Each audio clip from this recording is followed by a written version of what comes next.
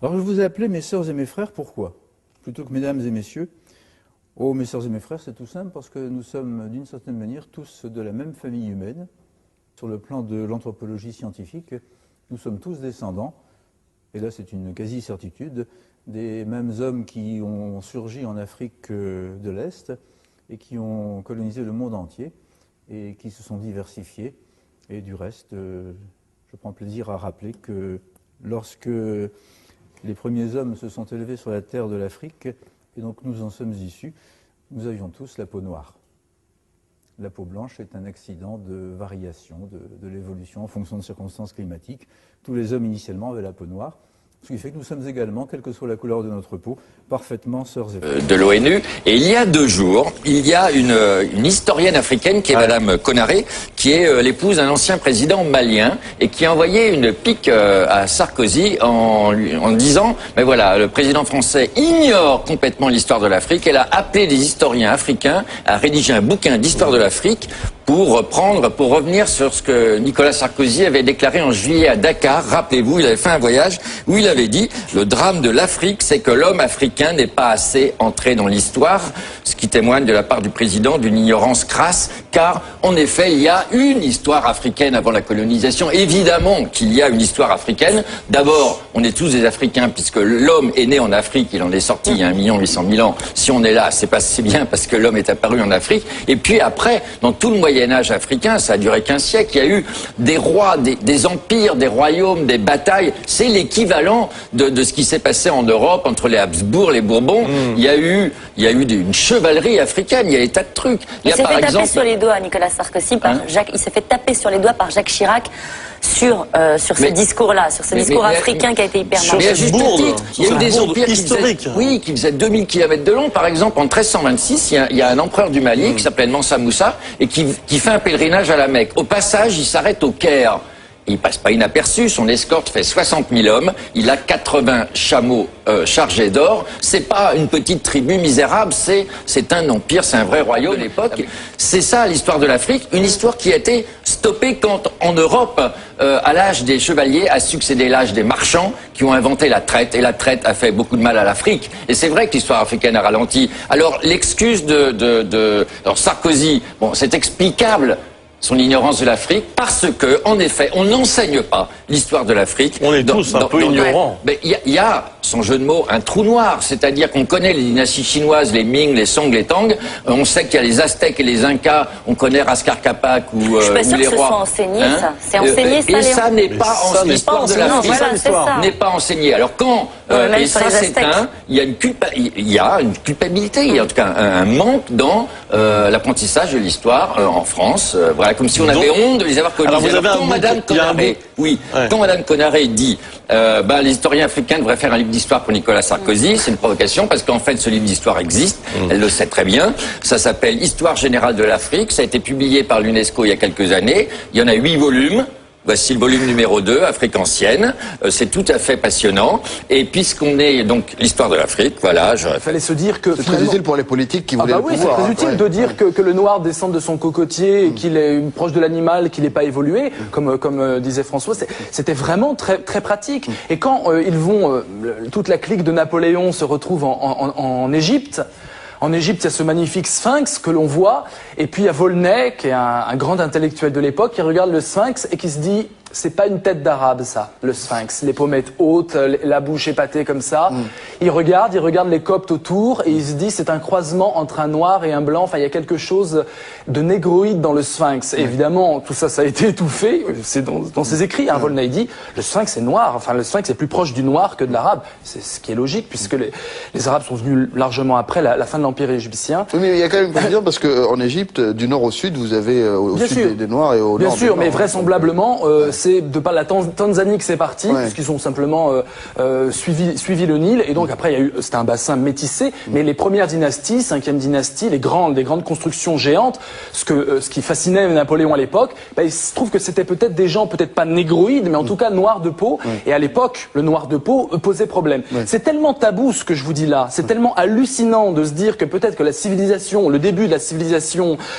égyptienne pharaonique, ce qui nous émerveille tant, a été bâti par des hommes qui il y avait un taux de mélanine assez élevé, qu'il y a même une science qui s'est constituée, qu'on appelle les africanistes, qui existe encore aujourd'hui. Quand vous allez au Louvre, vous avez affaire à des africanistes. C'est quoi les africanistes? Ce sont des blancs spécialisés des noirs, spécialisés de l'Afrique, et qui nous disent à longueur de page, oui, mais c'était pas trop des noirs, non. Parce que dans les années 30, on pensait que c'était évidemment des caucasiens qui avaient créé l'Empire égyptien, puis qui étaient repartis dans le nord. C'était tellement merveilleux, ça ne pouvait pas être des noirs, on était en pleine traite négrière. Vous voyez, déjà, là, on est vraiment dans un conflit où le Maurras est totalement instrumentalisé. Voilà pourquoi c'est piégé. Voilà pourquoi il faut mettre des pincettes et essayer de trouver, d'inventer des nouveaux mots. Et là, le philosophe peut s'associer aux scientifiques pour qu'on crée des mots faciles plutôt que faire des périphrases en disant génotypes différents, etc. Ouais.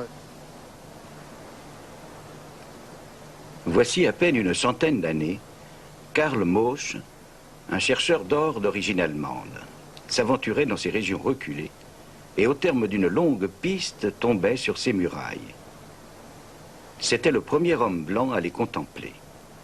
Ce qu'il avait découvert, mais il l'ignorait, c'étaient les plus grandes constructions humaines de toute la vieille Afrique, au sud de la vallée du Nil.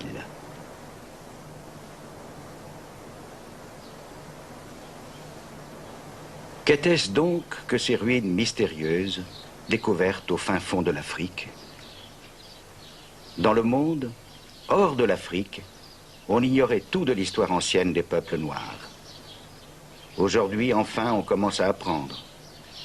On sait que ces impressionnantes murailles s'élevaient au centre d'un puissant royaume noir. Comme dans une forteresse, des monarques vivaient leur royale solitude, qui ajoutait à leur mystère, comme il convient à la condition royale. Investis des pouvoirs religieux et temporels, ils incarnaient le bien-être du peuple.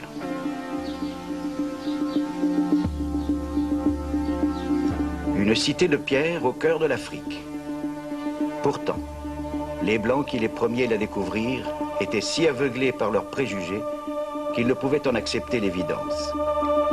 Plutôt que d'admettre la possibilité de l'existence d'une histoire véritablement et exclusivement africaine, ils trouvèrent des explications fantaisistes. Par exemple, ils parlèrent de rites en l'honneur de lointains monarques comme le roi Salomon et la reine de Saba. Le philosophe allemand Friedrich Hegel avait donné le ton. Bien que n'étant jamais allé en Afrique et ignorant tout de ses habitants, voici ce qu'il en disait publiquement en 1831. L'Afrique est le pays où les hommes sont des enfants.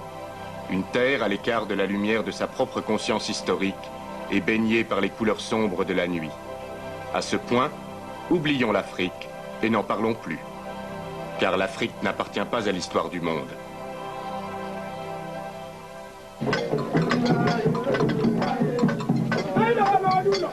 Hegel n'était pas seul à penser ainsi.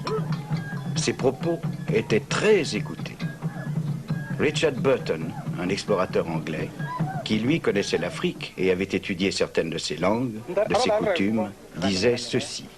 L'étude des Noirs, c'est étudier l'esprit humain à son stade le plus rudimentaire. Des êtres qui ressemblent davantage à une dégénérescence de l'homme civilisé qu'à des sauvages susceptibles de le devenir, ne serait-ce que par leur inaptitude au progrès. Leur naturel est impropre à l'éducation ou à la culture. Ils semblent appartenir à l'une de ces espèces infantiles ne pouvant accéder à la condition d'homme, tel un maillon interrompu de la grande chaîne de la nature. Samuel Baker, un autre explorateur célèbre qui traversa cette région à la recherche des sources du Nil, écrivit dans ses mémoires. La nature humaine, à son stade le plus grossier, comme j'ai pu l'observer chez les sauvages africains, est précisément du niveau de la brute et ne saurait être comparée au noble caractère du chien. On ne trouve chez eux ni gratitude, ni pitié, ni amour, ni don de soi. Rien que la cupidité, l'ingratitude, l'égoïsme et la cruauté. Impardonnable, les Européens des XVIIIe et XIXe siècles préférèrent oublier ce que leurs ancêtres savaient fort bien, à savoir qu'en Afrique occidentale avaient prospéré de nombreux royaumes, aussi somptueux et bien gouvernés que d'autres en Europe médiévale. Qui plus est, les récits des commerçants et des diplomates ayant circulé dans ces royaumes n'étaient imprégnés d'aucune attitude de supériorité raciale.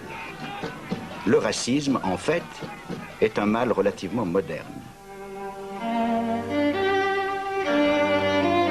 Rien n'illustre plus clairement les changements qui allaient se produire que l'art européen de la Renaissance, et même antérieur à la Renaissance.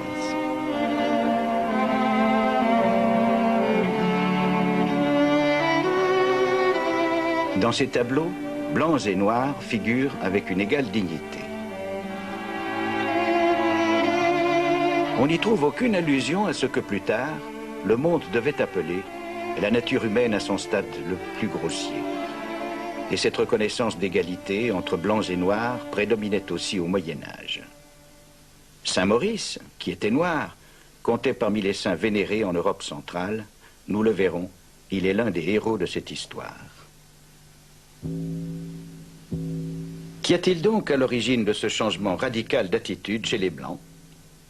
L'histoire nous donne la principale réponse: le commerce des esclaves vers le Nouveau Monde. Accrochés dans leurs forteresses de la côte occidentale de l'Afrique, les nations européennes se concurrençaient dans la déportation de millions d'hommes et de femmes noires.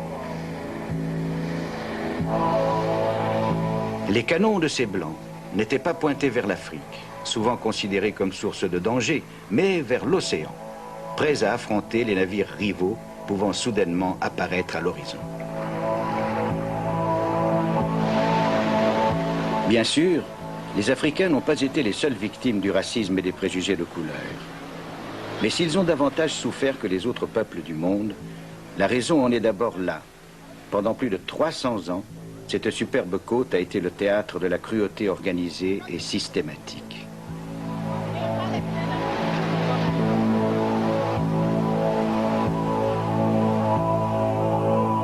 Des années durant, les Noirs, arrachés à leur foyer, furent précipités dans le monde de misère et d'humiliation des Blancs.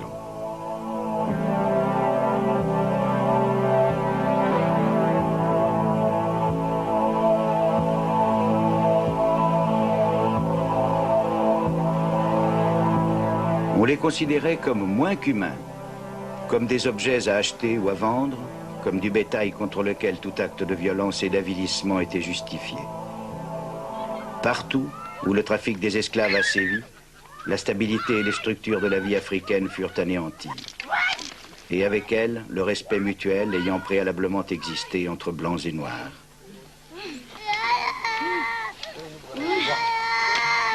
Le trafic des esclaves a cessé depuis longtemps. Il faut à nouveau réfléchir. Toutes ces vieilles idées sur l'infériorité des Noirs étaient complètement fausses, sans fondement. Elles doivent être balayées de notre esprit. Et alors, que de vérités à découvrir.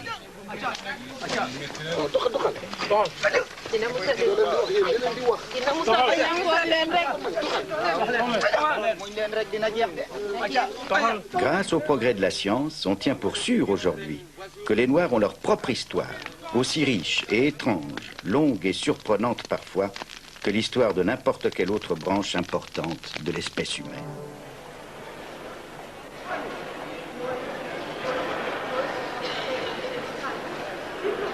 Émerveillé par les trésors du musée du Caire, on est enclin à penser à l'Égypte des pharaons comme à une civilisation en soi, ne devant rien ou presque rien aux influences extérieures de quelque origine que ce soit, comme à une civilisation entièrement originale. En écoutant le guide, la plupart des visiteurs doivent penser que cette statue, celle du jeune roi Toutankhamon, peut bien être devenue noire au cours des siècles, mais qu'en aucun cas, elle ne pourrait avoir été à l'origine la statue d'un noir. Cette idée se développe de plus en plus à présent, notamment chez les historiens et archéologues africains. L'un des spécialistes les plus reconnus est le professeur Cheikh Anta Diop du Sénégal. Contemporain des Égyptiens et même des philosophes du 19e siècle. Voici, dans le tombeau de Ramsès III, au XIIe siècle avant Jésus-Christ, les 4 races connues des Égyptiens représentées sur le même plan. Ici, vous avez l'Égyptien, le type générique de la race. Donc, ici, c'est le type générique. de l'Égyptien. Ce n'est pas tel ou tel Égyptien en particulier, mais c'est le type général de l'Égyptien qui est représenté ici, en noir charbon, si je puis dire, avec toutes ses particularités ethniques. Et sur le même tableau, vous avez le type indo-européen représenté également, avec toutes ses différences par rapport au type égyptien, du point de vue de la couleur de la peau et du point de vue du vêtement. Et ici, vous avez les autres Africains qui habitaient à l'époque l'intérieur du continent représentés de la même façon que les Égyptiens. Ce tableau, cependant, est une rare exception.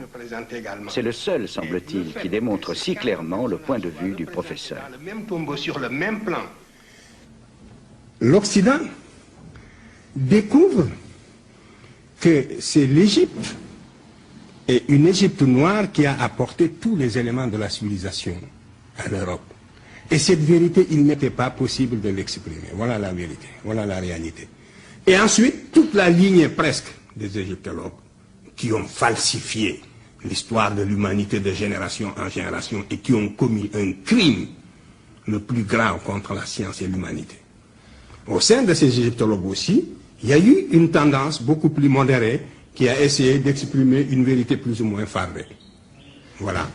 Donc, c'est comme ça, de falsification en falsification, qu'on en est arrivé à dire que l'Égypte est un accident géographique en Afrique.